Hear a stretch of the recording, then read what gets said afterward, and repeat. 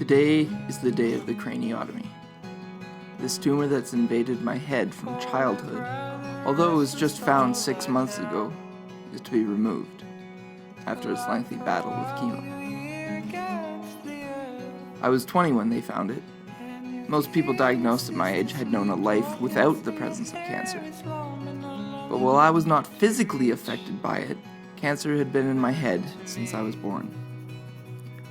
Unlike most people who are hoping for a return to what they knew before, I was stepping into a new life that I had never known. I was about to become a new person. I was about to undergo a transition from cancer Matt to non-cancer Matt. Before they found my tumor and treatment started, I was competing on the Canadian national whitewater kayaking team, traveling across North America and to Europe for international level races. I was 160 pounds of strong, trained athleticism. Dexamethasone made short work of that.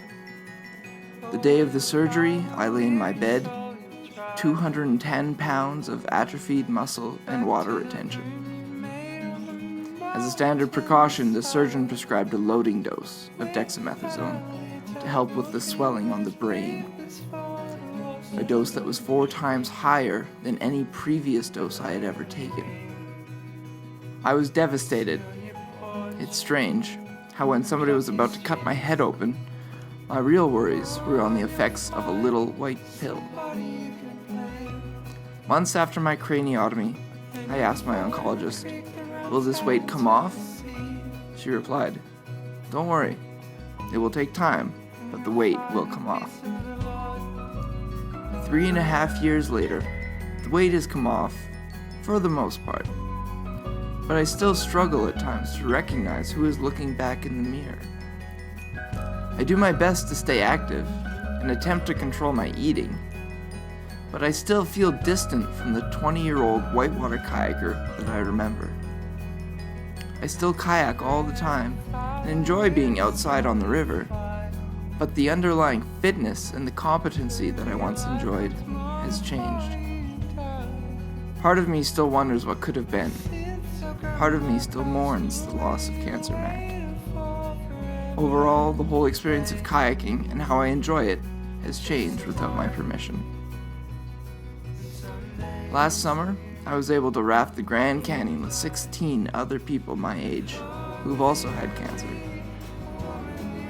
The last day of the trip, we were each given a rock and told to label the rock with something that we wanted to leave behind.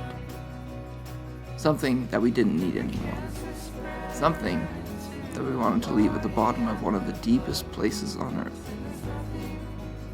My rock, what I left behind at the bottom of the Colorado River, was how I perceived my body.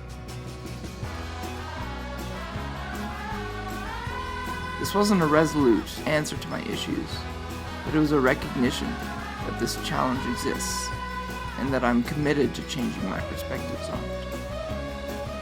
I still have lots of work to do, but the process is underway. Relearning to love who I am now will happen, as long as I'm committed to discovering who non-cancer Matt is.